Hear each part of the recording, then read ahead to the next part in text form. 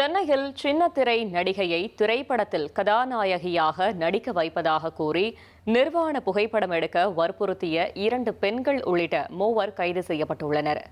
விருகம்பாக்கத்தில் உள்ள தனியார் விடுதிக்கு வரவழைக்கப்பட்ட நடிகைக்கு திரைப்படத்திற்காக நிர்வாண புகைப்படம் அவசியம் என கூறி வற்புறுத்தியதாக கூறப்படுகிறது.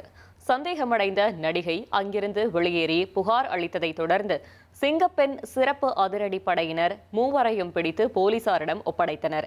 இதையடுத்து நந்தி ராமநாதன், இந்திராணி மற்றும் கார்த்திகா ஆகியோரை கைது செய்த போலீசார் வழக்கு பதிவு செய்து தொடர்ந்து விசாரணை நடத்தி வருகின்றனர்.